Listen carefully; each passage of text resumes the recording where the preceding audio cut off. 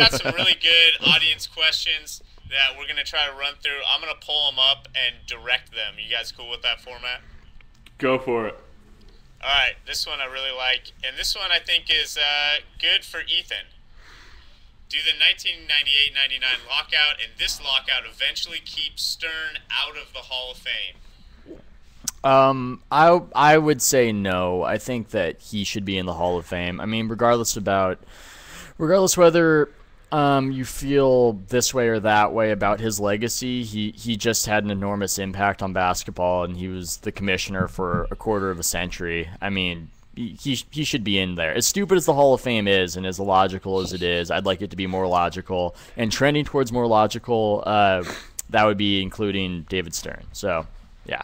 Yeah, I agree. I think Stern is more than earned his keep, and also you gotta imagine, like, he's a major part of the institution. The lockout rewards those institutional heroes in a way that they may not, guys like Connie Hawkins or whatever else. So Can I ask Ethan a quick question?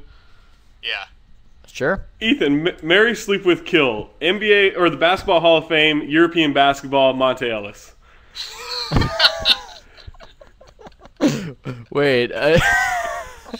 I'd probably marry the European basketball because that just sounds sexy. I mean, that just sounds, yeah, European. I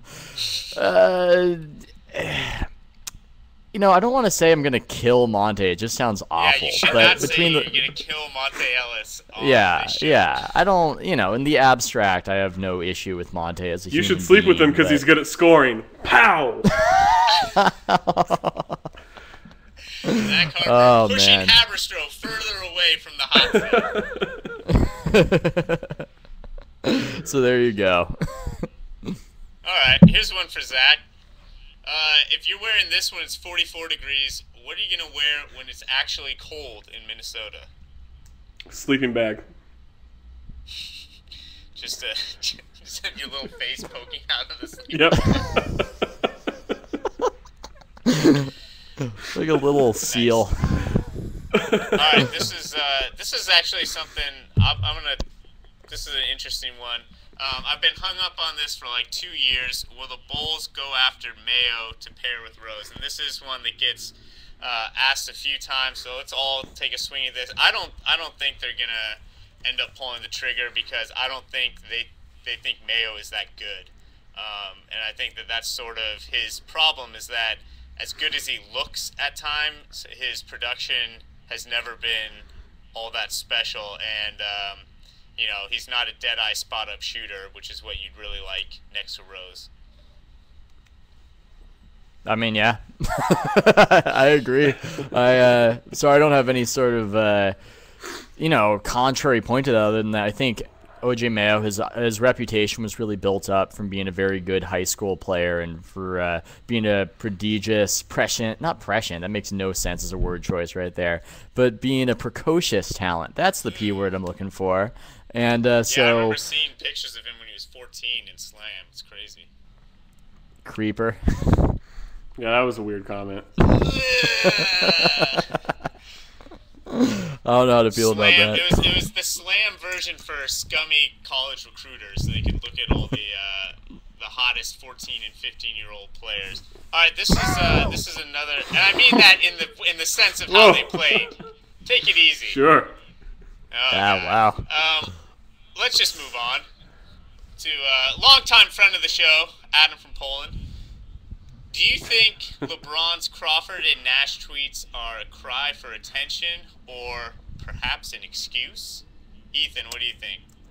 I think that what happens is everyone is so irrational in response to everything LeBron James does that they think that he should operate within the crazy paradigm that we've created for him, where we go insane. If some random basketball player tweeted that, then I don't think anybody would make a big deal about it. But because it's LeBron James, even if he says the most normal thing in the world, we make it about how he's grasping for attention. Hey, maybe he wants to possibly play football. Hey, maybe he'd like to play with these guys. These are normal things to wonder about out loud on Twitter.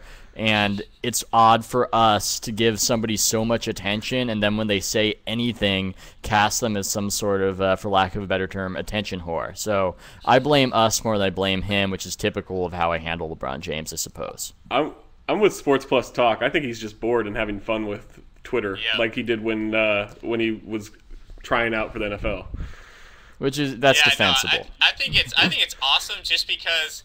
You know, it's like, why not? He could release like a picture, hypothetically, of him like taking a bong rip and like tweeting, you know, to Steve Nash that he should play with him, and there's nothing the NBA could do. I think it's hilarious that he can just full on tamper in full public view, and because of the lockout, there's nothing the league can do. I find it hilarious, and I like both of your points on how we react to Braun.